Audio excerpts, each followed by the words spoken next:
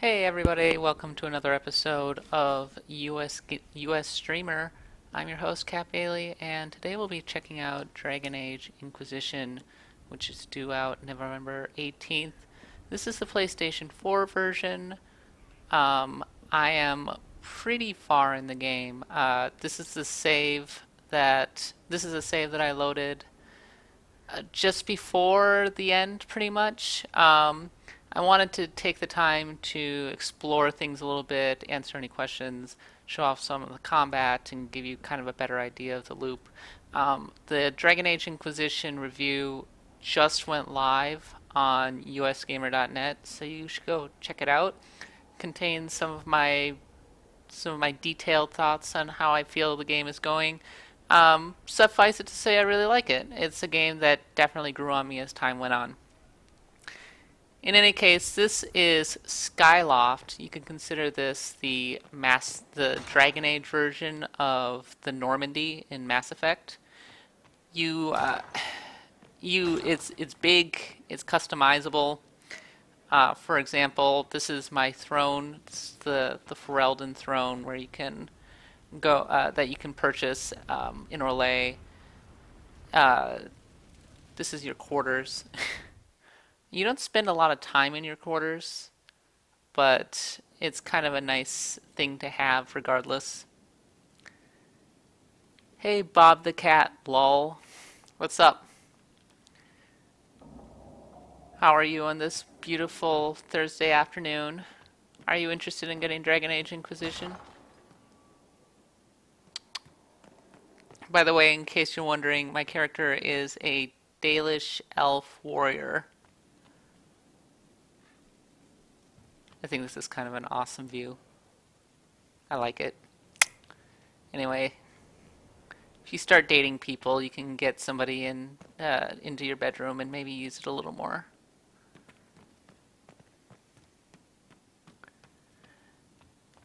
The character animations, I would say that most of the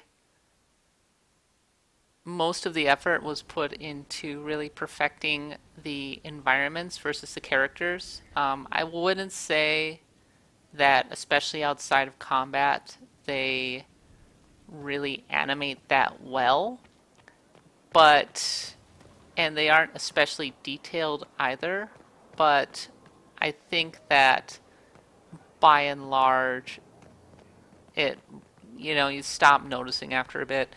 Anyway, this is the courtyard.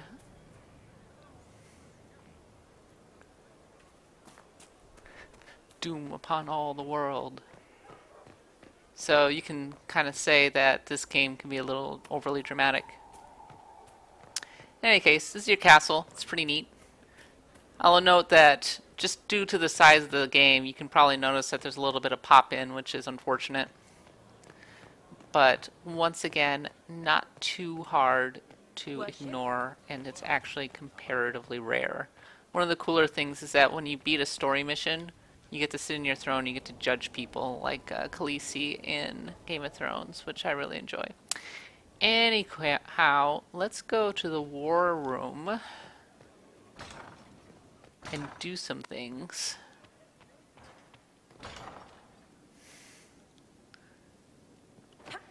In response to your question, Bob the Cat, hey, Minotartar, welcome. Tate Psychic, does this game use the KOTOR Mass Effect hub thing where you can just hang out and talk to your party? I mean, yes. I'm in it right now, and if you look around on the map, you can see that there are various quests, and you can go hang out with people. So as I was saying earlier, Skyhold is basically the version of the Normandy or whatever, where you can that serves as a hub. One of the more meta elements of this game is, or it's strategic elements, I suppose you can say, is the war room.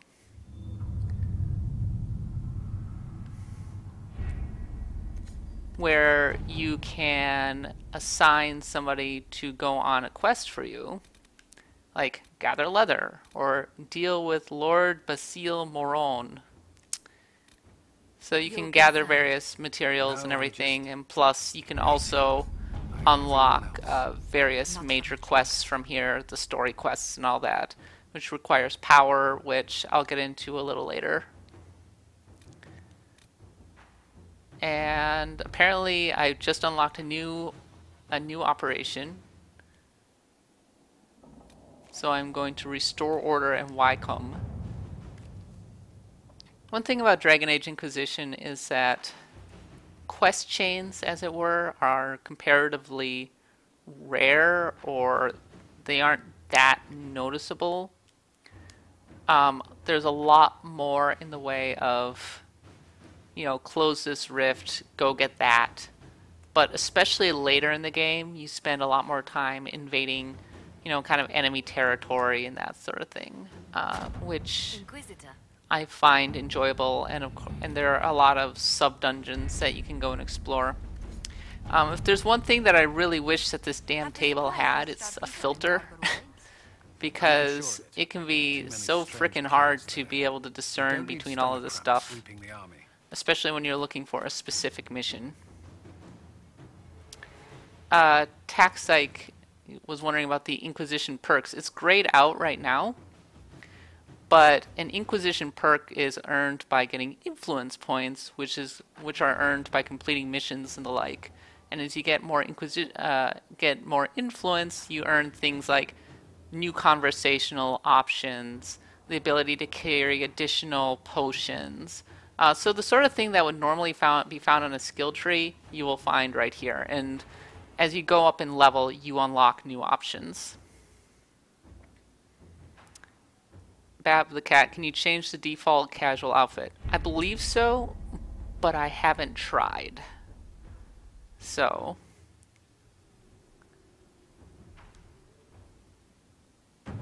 yes, this is the... I'll see if I can get better lighting. It's kind of a tunic, I guess. I suppose this is the default. Anyhow, let's go on a mission. So most of the travel is done via the world map. You can see that there are various areas. Every one of them has a bunch of areas, a bunch of quests and this sort of thing. So we have the desert, we have plains, we have winter time,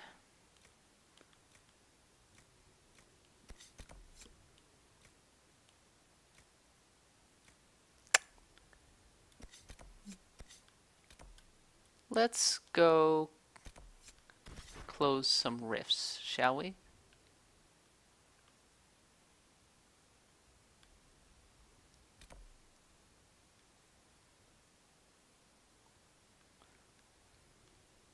You can kind of get a sense of how big these areas kind of are. They're fairly big.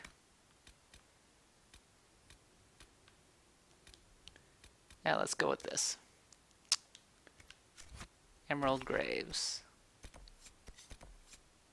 And let's go here. Grace Vine Camp.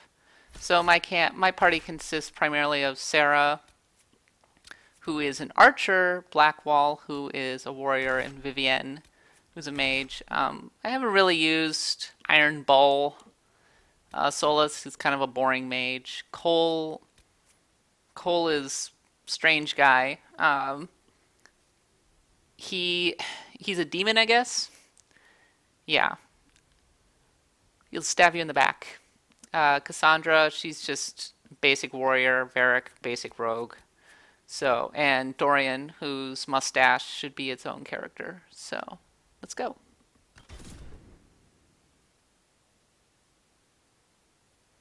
Bob the Cat lol asks, what are the microtransactions in this?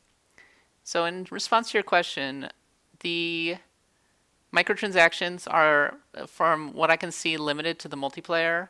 You can buy armor and that sort of thing to go questing with your friends. It's not competitive. And the microtransactions are pretty much purely optional. You can easily get everything you want just by playing the mode. As usual, there's premium content and that sort of thing. So here's my character. Here's her armor. It's a little weird. The reason that I'm wearing the the weird mask is that you earn it in one of the story missions. It's an Norwegian mask from their mask ball. In any case, I'm going to call my mount.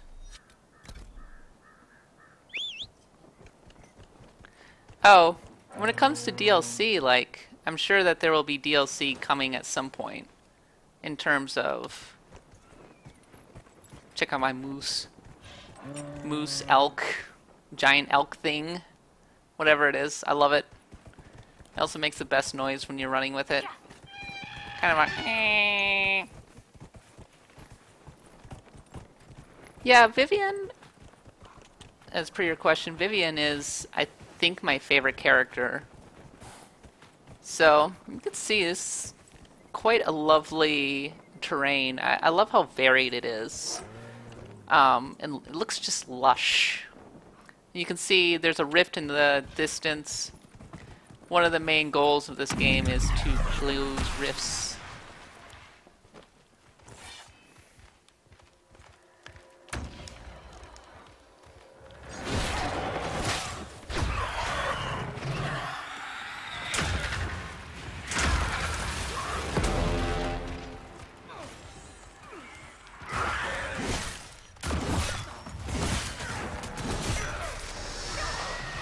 And you close rifts by killing enemies.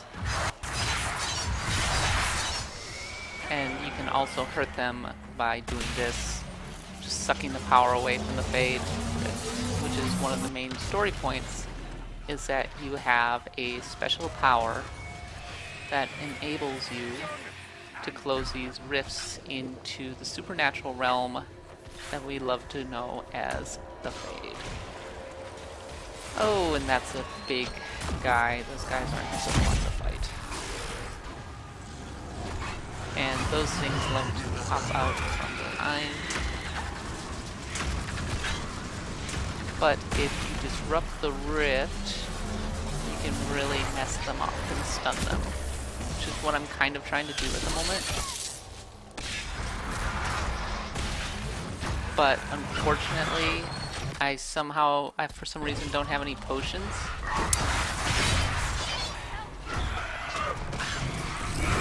Okay, jeez. No, calm down, guys. Calm down.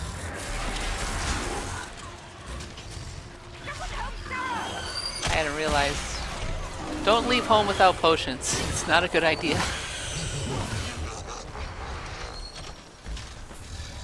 Because you can be profoundly messed up.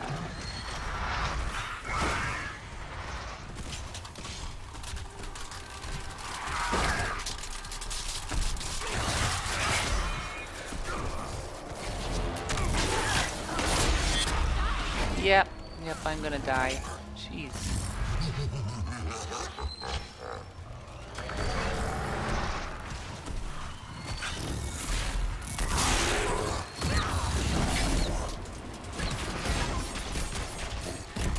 Luckily, Black Wall is basically impossible to kill.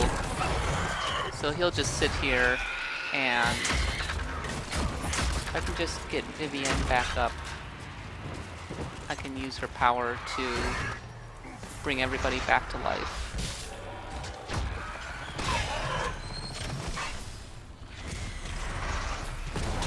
There we go. That's a little better. Jeez. Some of these rifts can be really brutal, depending on the combination of enemies that pop out. In this case, it was kind of an annoying combination because you have the enemies that will hit you from underneath. You have this guy who will freeze you, and you have the big guy who will use his energy whip or whatever to really hurt you.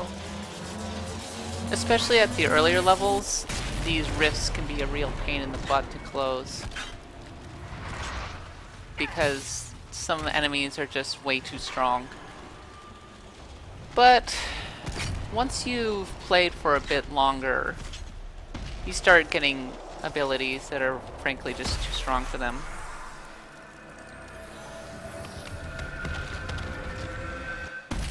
Alright. Fade has been closed. So as you can see, I get some influence from closing the rift, which can be used to get additional conversation options, etc. And I just got some power, and power is necessary to unlock story quests, which, I'll be honest, I still don't know how I feel about that, but I've kind of come around to it as time has gone by. I don't, put it this way, I don't hate it.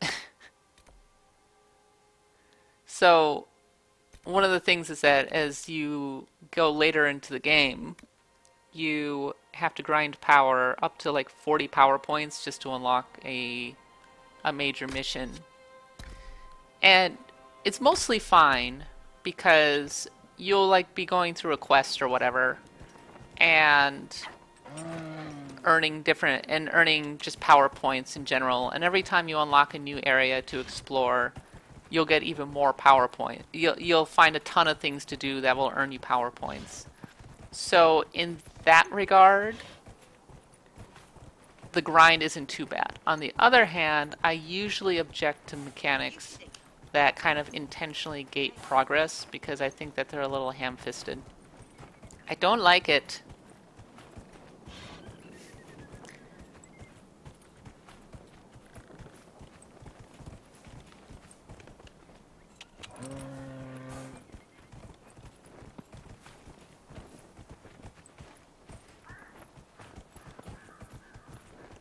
So pretty. Whoa. So how is everybody doing today?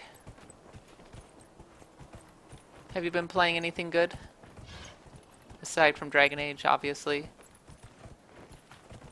I am in the middle of playing... Obviously, I just finished up Dragon Age Inquisition. And I am working on Pokemon Omega Ruby and Alpha Sapphire, which I can't tell you about because embargoes, but the review will be going up next week. And I'm also playing Super Smash Bros. For the Wii U, which you can find my preview of the 8-player battles on the site. And of course, I'm playing Pro Evo Soccer. Oh, loot. I like loot. Enhanced wall ring. And not that useful, because all it does is an enhance an ability. And intense experience essence. This is useful because it can be used for a ruin. If you look at... So when it comes to the actual inventory, or to the actual customization, so basically you can equip weapons, you can equip shields, you can equip armor, and you can equip hats. You don't equip boots or gloves or that sort of thing. In that sense, I could see people finding it a tad limiting, but I don't mind too much, I suppose. There's just enough there as to be interesting, I suppose. If you look at the actual weapons, this is one of the swords that you get much later in the game. You can, I don't know if it shows us, but you can see that it has a ruin attached. You can attach ruins. You can attach handles and hilts and that sort of thing. That will improve your weapons. So in that sense, the weapon customization is actually pretty strong.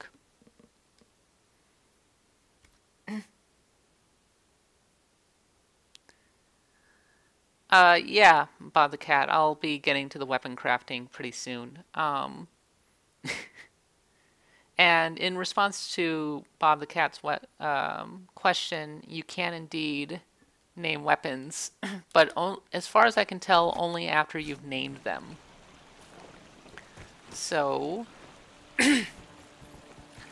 so you have to consider it carefully. So if you really want to, you can name like your sword Lol Sting or something like that. So this is... I love this because when you claim a thing, the noise that you hear sounds just like it's from Skyrim. That was actually the first impression that I had from this game. Man, they're trying real hard to be Skyrim, aren't they? But in practice, this game is actually nothing like Skyrim. Skyrim is open world sandbox. This game is much more of a theme park, as it were. I mean, there's considerable freedom in what you can explore, and oh, that's a big monster. There's fairly considerable freedom in exploration and what quests you take on and everything. But there are far fewer... okay, that was a thing. I love those open world glitches, especially when it comes to the animals.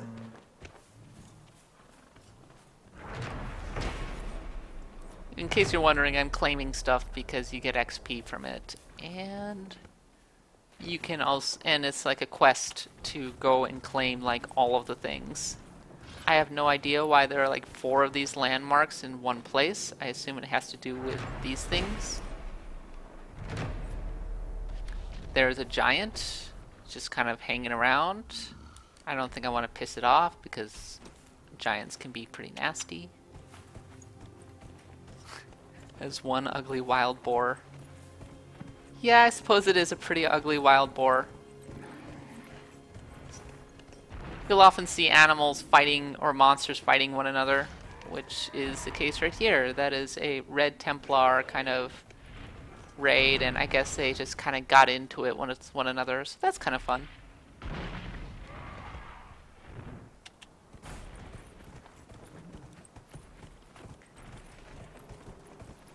In case you're wondering, you spend a lot of time closing rifts in this game.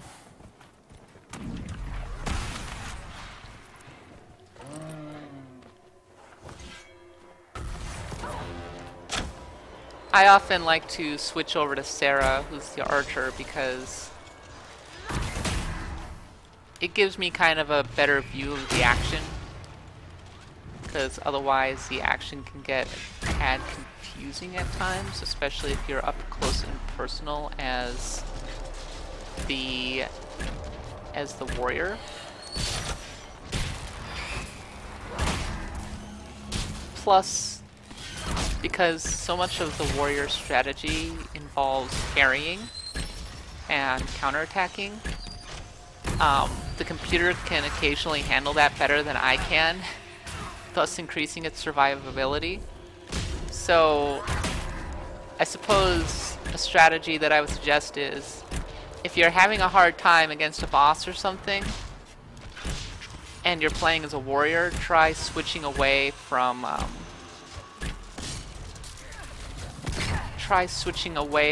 the warrior and using the archer instead. And you may find that you have an easier time in general.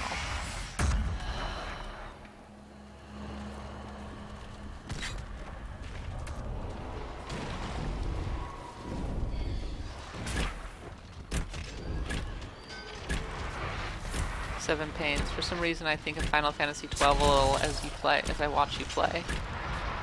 I think that's actually a fair comparison to some extent, especially because this is exactly what I used to do in Final Fantasy XII. You know, I would sit back here and primarily play as like the mage or something and keep my party healed, because it's much more important to manage healing than it is to just sit there and try and maximize DPS, because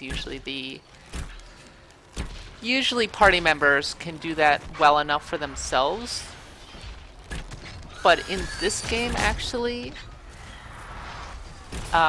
there's no real healing magic, interestingly enough. One of the design decisions that they made was that most of the healing would be done through potions.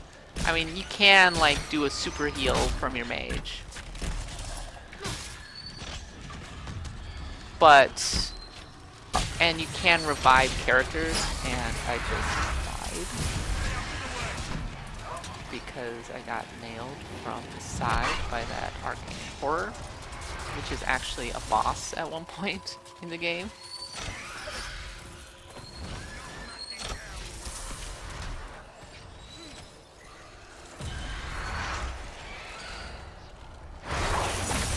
Anyway, I like the decision to primarily focus on potions because it makes you just think harder about whether or not you're going to, whether or not you're sufficiently prepared before going into a dungeon, which kind of adds to this sense that you're taming the wilderness, I suppose.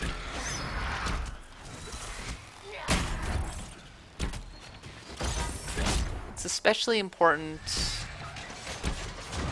fairly early on in a region when you're just discovering an area and you are slowly uncovering it. And one of the things that you have to do when you're exploring an area is that you have to get to areas that would be ideal for setting up a base camp.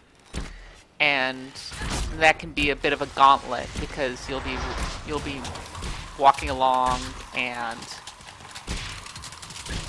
that sucked.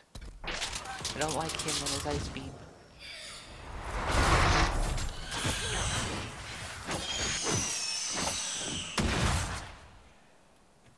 Anyway, you'll be walking along and you'll just run into enemy mobs and stuff. Oh, one other thing that I suppose I should show. So there's this tactical screen, which lets you kind of plan out your attack in advance, right? So I can do this, and I think I'm going to do that. And you're going to attack with your shield bash, I guess. And you're going to use Blizzard. And this can be quite useful if you're planning around an extensive encounter, and then you can advance time. And then kind of watch how it goes. And then once the cooldowns are complete,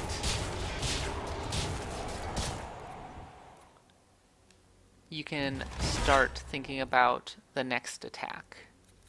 However, while it's useful in practice, or in theory, I don't often find that it's extremely useful in practice.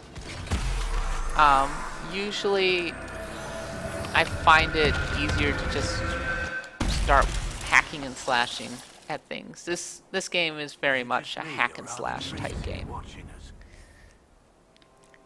Anyhow, so that's like kind of the general flow of the game. There are a lot of different side quests and things to find.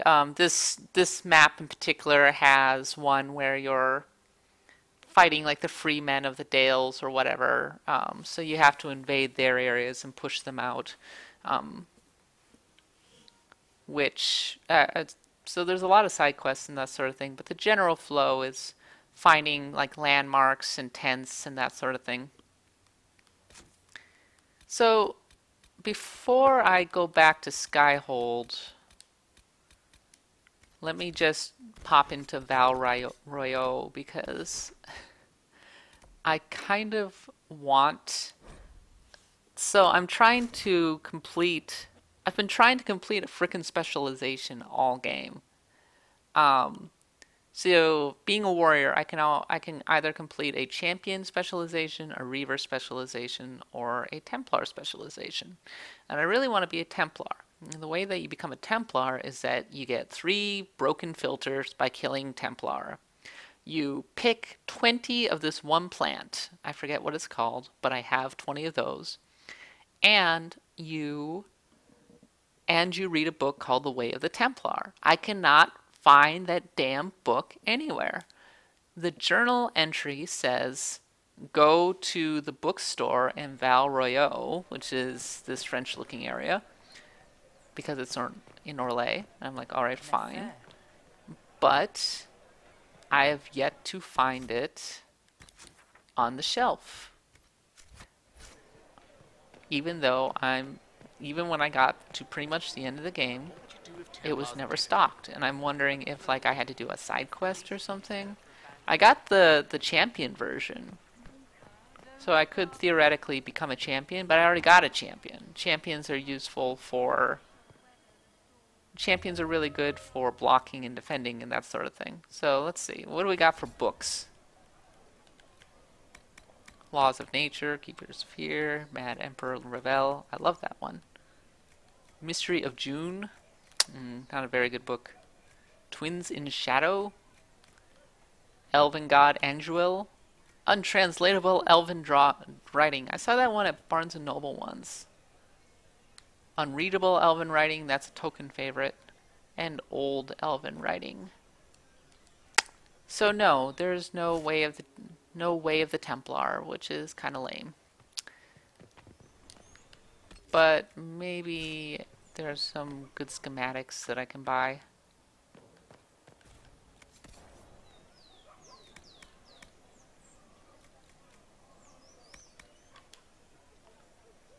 Oh, I guess I sold all of my valuables. I already got most of these.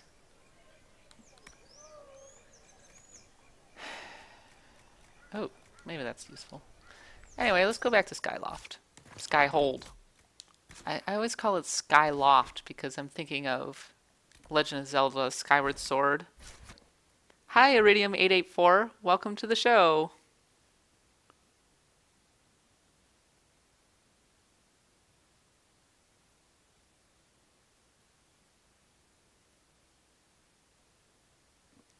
Narak211 asks, how many hours have you played so far? I played about 45 hours, which is about the amount of time that it takes to finish the actual game. Plus a couple hours worth of multiplayer, which I enjoyed. Unfortunately, I can't really show you the multiplayer right now because I don't think the servers are up unless they are through EA Access. But the multiplayer is, somebody compared it to Gauntlet. It's a 4-player cooperative dungeon crawling. It's enjoyable. I talked about it a bit in a sidebar in my review if you go to usgamer.net.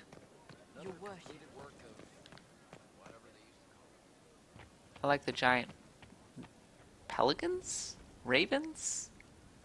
There's something. Anyway, let us go to the Undercroft. Goff, what are your 2 biggest weapons, Cat? So, I like this one. It's called Certainty. I think I already showed it. It has a Master Dragon Slaying rune. Very useful for late in the game, if you catch my drift. I also recently crafted Sting. I named it Sting because I'm not original at all. But it obviously is not as awesome as Certainty, which is a late game drop. But I put a Corrupting Rune on it and an Agile Grip. So it can do quite a bit of damage. And it has a 10% chance to use Hidden Blades on a hit with 5 added hits. And also Vivienne has a pretty good weapon. She was originally using Bloodwake, which is a good name, but I ended up crafting the Life Taker Staff, which will heal her and also has various 4% heal on kill, extra magic damage, 20 damage versus living. I'd say the RPG, like the crunchier elements of the RPG, definitely in this game. You just have to look a little bit. So anyway, here we are in the Undercroft. This is where you craft stuff. So let's craft a thing. Been meaning to craft one of these for a while, so I think I will. So first thing you can do is an optional masterwork, which dramatically helps the weapon. I like this one because it gives you a chance to heal for half life, half health upon dying. So I think I'll give some Fade Touch Lustrous Cotton. And then you choose a stone, which determines the damage output. So, you get like tier 2, tier 1 metals, that sort of thing. You get rarer metals. This one, ooh, 215 DPS. I like it. I like it, Precious. All right, and then this one determine the next two determine like what is your bonuses. So let's see, 5% bleed on hit, flanking damage bonus. He doesn't really flank, does he? A critical chance, bleed on hit. Bleeding is good because it will cause additional damage, if I recall correctly. It'll make him more susceptible to damage. I remember in Dragon Age Origins, if you were bleeding, you're in deep trouble because you would die pretty quick. So heal on kill is not bad for a tank, which is what I'm kind of designing this for. 7% heal on kill, but this also gives me plus 6% attack. Heal on kill, attack, heal on kill, attack. Well, I kind of like barrier damage bonus is important because enemies will put up barriers which must be knocked down in order to knock down their health.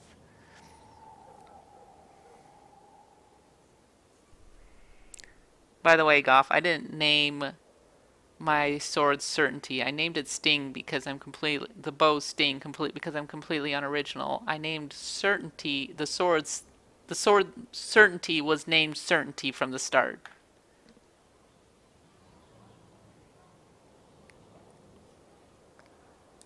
So anyway,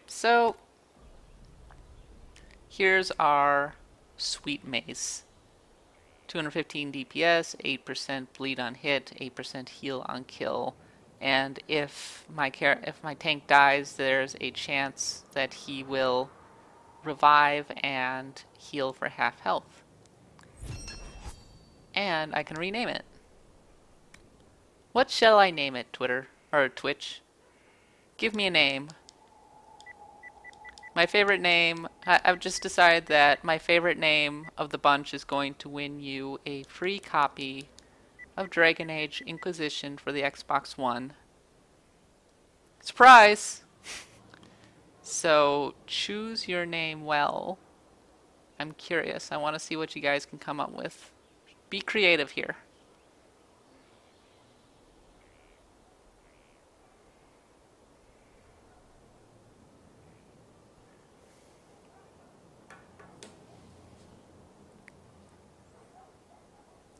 I can hear your tiny brains working.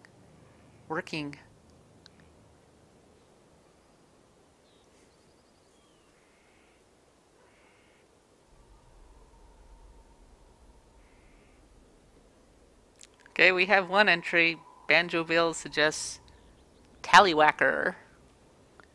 What else we got? This is for a copy of Dragon Age Inquisition on the Xbox One. Twitch special. Teddy's Silent Stick. Oh. Seven Pains has been doing his research. He knows that I'm a Vikings fan. Lord of the Winding. The Grand Mace of Beneficence. Monkey's figure. Oh, come on. You can do better than that. Thunder Pussy. Ho ho.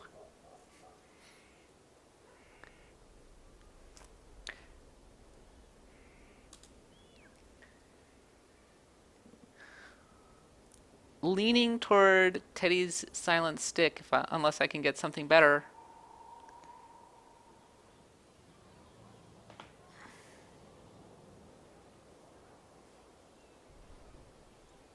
Smack Stick. Do do do.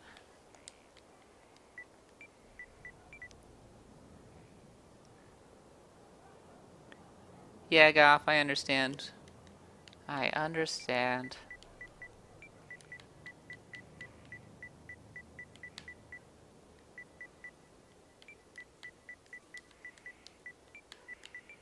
Teddy's Silent Stick. Sure, why not? I'll say this because The Vikings are 4 and 5, and they are on the upswing. And with apologies to any Bears fans in the channel, the Bears are in full meltdown mode, and I think the Vikings will be winning on Sunday. So I'm going to name this in honor of our Lord and Savior, Teddy Bridgewater. So congratulations, Seven Pains. Do you have a way for me to reach you so that I can get your address and everything and I can send you the game? Just maybe put, or maybe tweet the email at USGamerNet, or put it in the chat. Put it in the chat so that I can reach out to you directly. Okay, so we officially have crafted Teddy's silent stick. And I'm going to give this to Blackwall, who does admittedly already have a pretty rad weapon in the Axe of Green Edges. But that's because I have yet to add to the haft and the ruin. So let's do that really quickly. So modify weapons.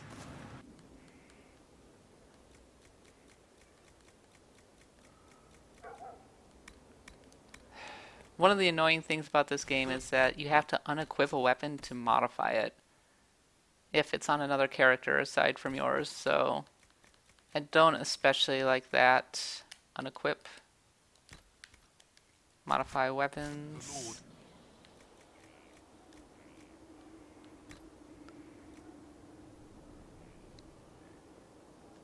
Remove.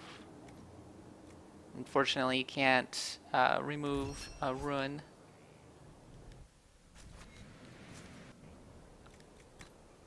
And then add the haft for +6 strength. And I don't have any ruins right now. Been meaning to craft a ruin for a while though. Any ruins I can craft? Yeah. It's really hard to craft ruins in this game because you have to go and you have to find specialized like fire essence and that sort of thing to get a fire ruin. So awesome. You have a sweet new mace for Blackwall. Alright, so we have another like 10 minutes or so. Is there anything else that you guys would like to see? Just put it in the chat.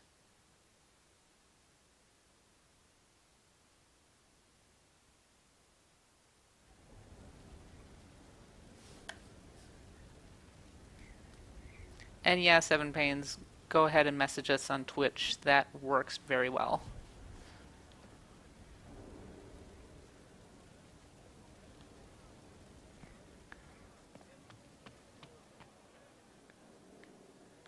I'm going to start moving toward the war room table.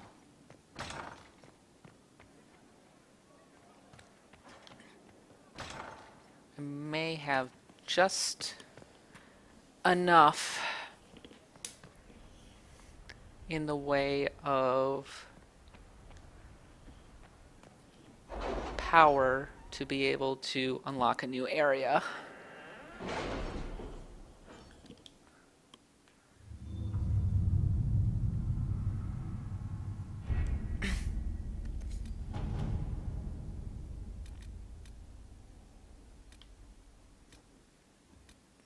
I've kind of there are a lot of optional areas that you can more or less ignore for a time. If I can help you any further. Thank you. I appreciate it. Unfortunately, my laptop has died, so I can't see your requests right now. But I've actually not done this one yet, so it might be worth going here. Sure, connections. So you unlock a new area using 8 power, rescuing missing soldiers. I've had this one available for ages, so it's an early-ish game quest.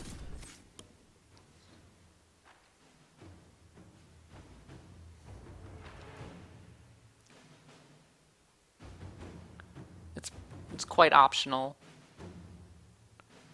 because I finished the game without ever going into it. It's just the reason you spend power to open up areas is because you can get a lot more power by completing the various quests and stuff within it.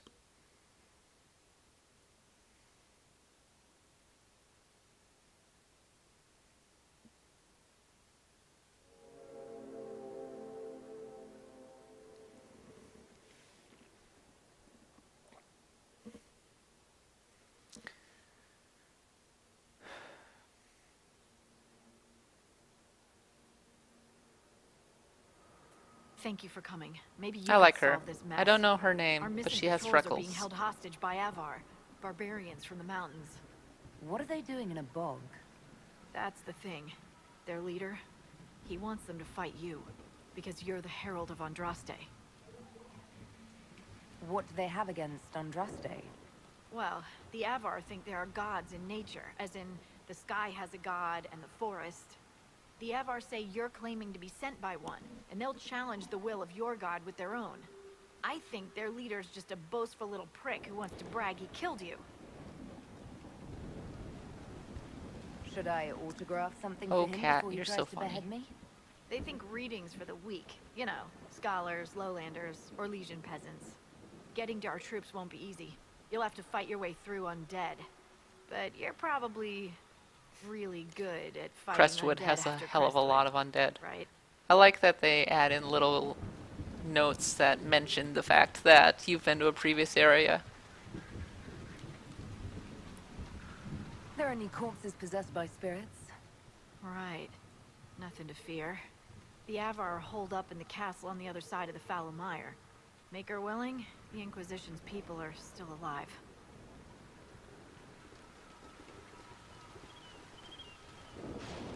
So one thing that you can do before going out onto every quest is This might interest you, sir. you can get a quest where you This could help us. find various things throughout that particular area.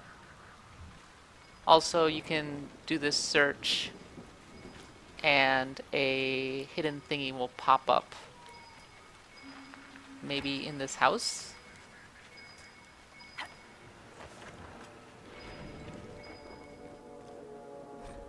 Rupert. Okay.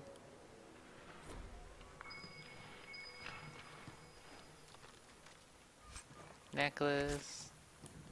Some books and stuff.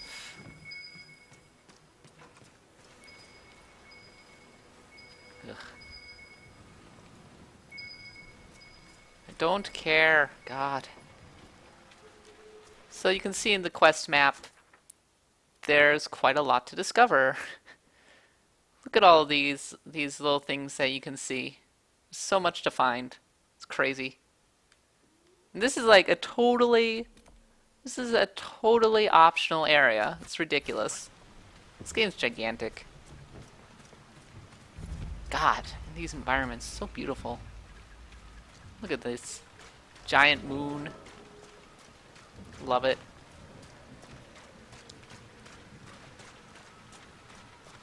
So, look at my journal.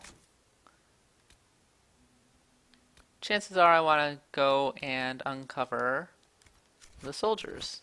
So, they are way the hell down here. That is a long walk, so I definitely want to go and claim a camp so that I can... It shouldn't be too bad because this is definitely not a later game area, so I should be able to just breeze through this part. There must be more further in. Oh, and the Herald of Andraste can't swim, so don't jump in the water. One of the tricky things about this game is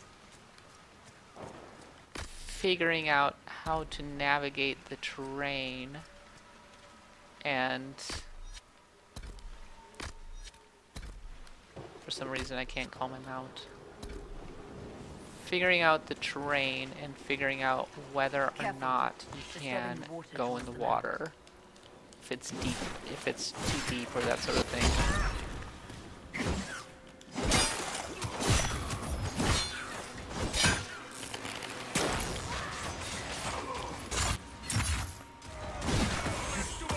I find just wandering through these environments really relaxing.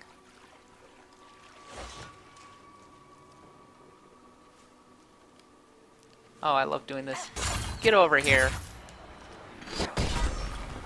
It's really good to do that to archers, because especially at lower levels, if you're not careful, archers will really mess you up.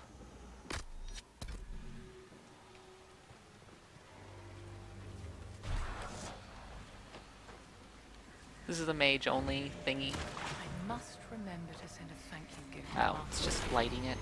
Something delicious. Oh, but it unlocked something. I'm sorry, were you saying something to me? Of course not, my dear. What was that wonderful restorative Not sure bastion? what I unlocked. The one with violence. The Heart Okay. of Spring, from Vashel. Yes. Oh, you're on my side. I wasn't Silly always me. a drifter.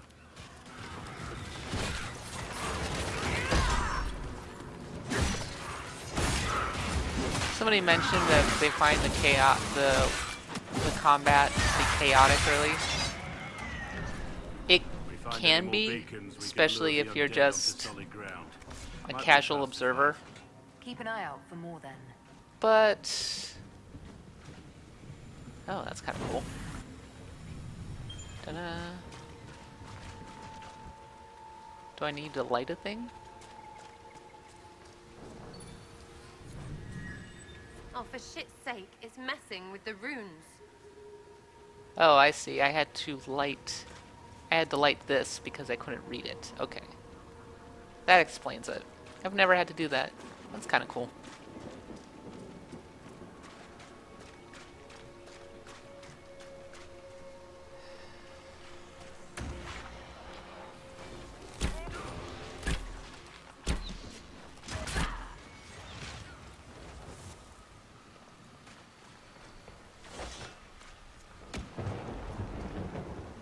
A lot of the areas in this game kind of follow, you know, archetypes, fantasy archetypes. Oh, this one's really rainy and swampy. This one is really... this one's a desert. This one is the snowy one. This one is the forest. But I don't mind too much because they're really pretty to look at.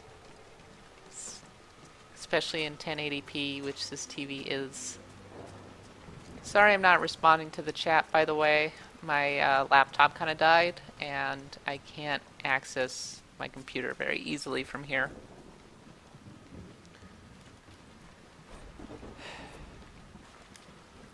And here we are. We've established a camp. We're all set here. So this kind of becomes my checkpoint. I can equip different potions right here.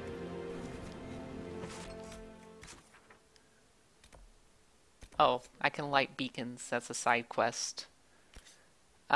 Close fades. This game is very kind of MMORPG in the way that it approaches its quests. In any case, something tells me this quest is actually going to be fairly long because the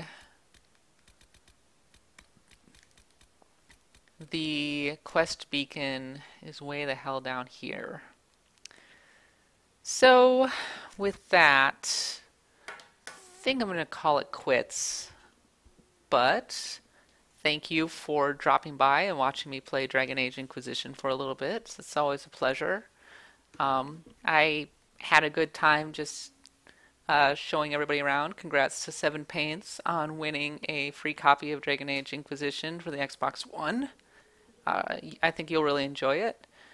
If you want to watch the entirety of this stream, you can find it on our YouTube channel, which is USgamer.net, USgamerNet, sorry. We archive all of our streams there. We stream every Tuesday and Thursday. Next Tuesday, we're going to be streaming World of Warcraft Warlords of Draenor, which with Jazz and Mike. And on Thursday, we're going to be doing a joint stream of Super Smash Brothers with the site Game Explained, which is run by my friend Andre, who's really, really freaking good at Super Smash Brothers. So if you want to see my teeth getting kicked in for a while, you should go there. Thanks for dropping by. You can find the full review of Dragon Age Inquisition on usgamer.net. I have plenty of thoughts on the game at large. And I mean, buy it. I mean, this is a good game. I really like it. So it's definitely an improvement over Dragon Age 2. There's a ton of content, as you just saw. Like, I opened up an area, a really big area that like I had been able to safely ignore for the entirety of the game. So that just tells you how much there is to find and do in Dragon Age Inquisition. In any case, this has been Kat Bailey. Thanks for dropping by, and we'll see you next Tuesday.